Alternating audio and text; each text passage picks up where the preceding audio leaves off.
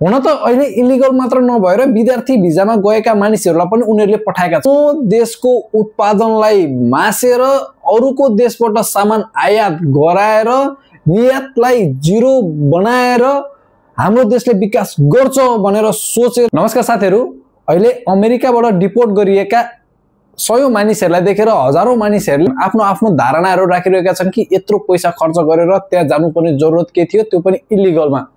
हुन त अहिले इलिगल मात्र नभएर विद्यार्थी भिजामा गएका मानिसहरूलाई पनि उनीहरूले पठाएका छन्। त्यो आफ्नो उनीहरूको अधिकारको कुरा हो कि कसलाई राख्ने र कसलाई पठाउने।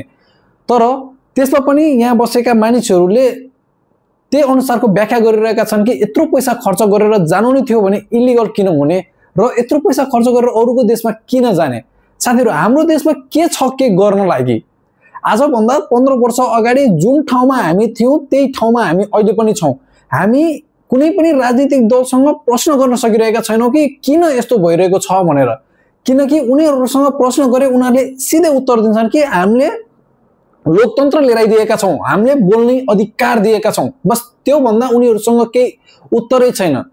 हामीले उनीहरुसँग प्रश्न गर्न सकिरहेका छैनौं किन हामीसँग अहिले रोजगार छैन, किन हामी आफ्नो परिवारसँग बस्न सकिरहेका छैनौं भनी हामीले उनीहरुसँग प्रश्न गर्न सकिरहेका छैनौं।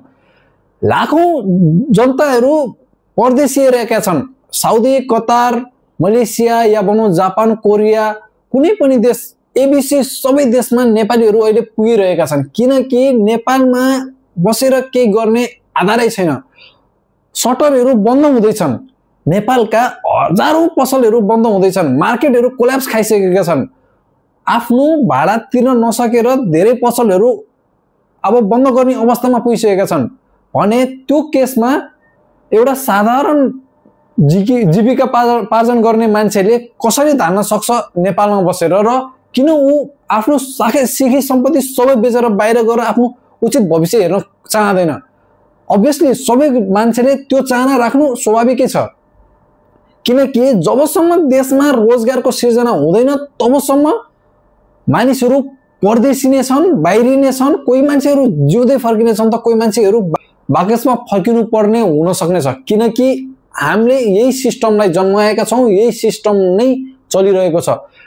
कुनै पनि राजनीतिक दलको झोला बोकेर हिँड्नुहुन्छ भनेदेखि तपाईले कुनै ठाउँमा केही न केही काम पाउनुहुन्छ, तपाईले आफ्नो परिवार पाल्न सक्नुहुन्छ। तर तपाई स्वतन्त्र भएर मैले पढाइ सकाएँ, अब चाहिँ के काम गर्छु भनेर जानुहुन्छ भनेदेखि तपाईले सबै ठाउँमा हन्डर ठक्कर खाएर थाकेर कुनै देशको लागि भनेर भिजा लगाएर परदेशिनु पर्ने अवस्था हुन्छ।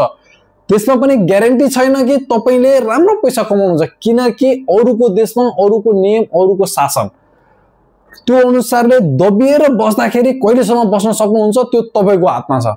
अनि फर्किनु पर्यो कुनै केसले भनेदेखि हामी सबैजनाले यही भन्नेछौं कि आफ्नै देशमा बसेको भए हुन्थ्यो, गर्न सकेको भए हुन्थ्यो। आफ्नो देशमा सबैलाई बस्ने रहर हुन्छ, आफ्नो देशमा बसेर काम गर्ने सबैलाई रहर हुन्छ। तर जुन अवस्थाबाट हामी गुज्रिरहेका छौं, जुन अवस्थामा राजनीतिक पार्टीलाई पहिलो र देशलाई दोस्रो बनाएर अगाडि बढिरहेका छन् यी राजनीतिक गर्ने खेलाडीहरूले, भनौं यिनीहरू राजनीतिकका ठूला ठूला माछाहरूले, तबसम्म देशमा केही हुनेवाला छैन भनेर आमजनले सोचेर नै परदेशिएका हुन्।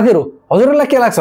जुन हिसाबले देशमा अहिले यो परिस्थिति आइरहेको छ, आजभन्दा 2-3 वर्ष अगाडिदेखिबाट नै या भनौं आजभन्दा केही वर्ष अगाडिदेखिबाट नै आफ्नो देशको उत्पादनलाई मासेर अरूको देशबाट सामान आयात गराएर निर्यातलाई जिरो बनाएर हाम्रो देशले विकास गर्छ भनेर सोचेर यहाँसम्म लिएर आउने हाम्रा ठूला राजनीतिक दलहरूलाई तपाईहरु के भन्न चाहनुहुन्छ?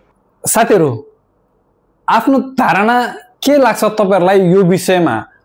हामी परदेशिएका जो कुनै सिचुएसनमा बाहिरिनु देशबाट बाहिरिने मान्छेहरूलाई अहिले भइरहेको टीका टिप्पणी र अहिले भइरहेका कुराहरूले तपाईहरुलाई के लाग्छ?